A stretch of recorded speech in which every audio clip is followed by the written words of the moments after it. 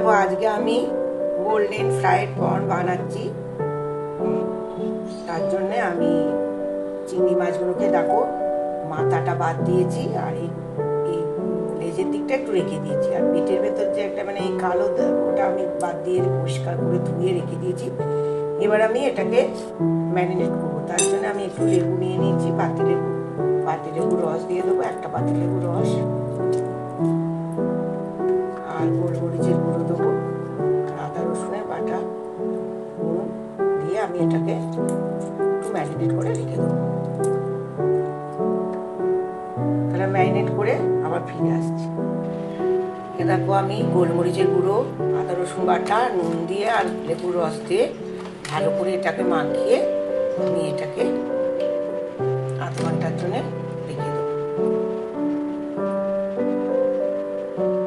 আমি চিংড়ি মাছগুলো তো অনেকক্ষণই ম্যারিনেট করে রেখেছিলাম, তাই এবার আমি একটা ব্যাটার রেডি করে নেবো। তার জন্য আমি 3 চামচ ভর্তি 3 চামচ আমি এই চামচটার আমি 3 চামচ ময়দা দিয়েছি, আর 3 চামচ কর্নফ্লাওয়ার দিয়েছি, আর এই গোলমরিচের গুঁড়ো, স্বাদ পরিমাণ মতো নুন, আর হাফ চামচ মতো এটা বেকিং পাউডার দিয়ে দিচ্ছি। আর এই দেখো আমি এখানে একটু শুকনো ময়দা রেখেছি, আর আদা রসুনের একটু পেস্ট দিয়ে দেবো, আর একটু মানে ধনে পাতা কুচিয়ে রেখেছি, এই ধনে পাতাগুলো এর সাথে মিশিয়ে দেবো।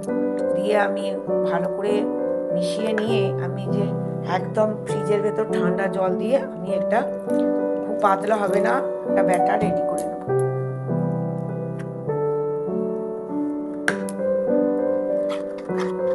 দেখো ব্যাটারটা খুব একটা পাতলাও হবে না, আর খুব মোটাও হবে না, এরকম থিকনেসের মধ্যে ব্যাটারটা ভালো করে ফেটিয়ে নিতে হবে।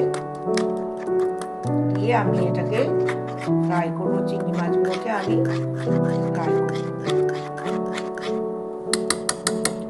চলো এবার ফ্রাই করি। দেখো আমি একটা কড়াই চাপিয়ে দিয়েছি, এর মধ্যে আমি রিফাইন্ড অয়েল দিয়ে দিয়েছি। তেলটা ভালো করে হলে, তেলটা হয়ে গেছে, এবার আমি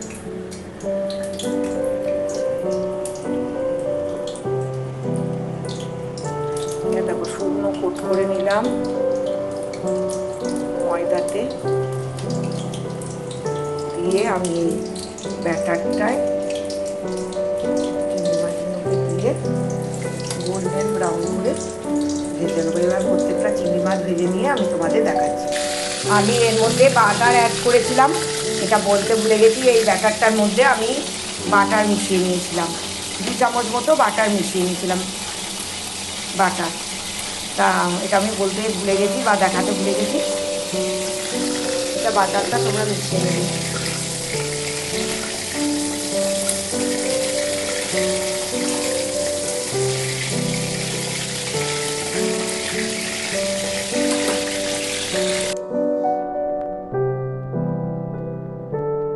দেখো আমার রেডি হয়ে গেল গোল্ডেন ফ্রাই প্রন। যদি তোমাদের আমার এই রেসিপিটা ভালো লাগে তবে অবশ্যই একটা লাইক করতে ভুলো না, কমেন্ট করতে ভুলো না। নতুন বন্ধুরা যারা এখনো আমার চ্যানেলটাকে সাবস্ক্রাইব করনি তারা সাবস্ক্রাইব করো প্লিজ। পুরনো বন্ধুরা আমাদের পাশে থেকো, আমি নতুন আরও অনেক রেসিপি দিতে উৎসাহ বোধ করবো। আজ তাহলে আসি, তোমরা ভালো থেকো, সুস্থ থেকো।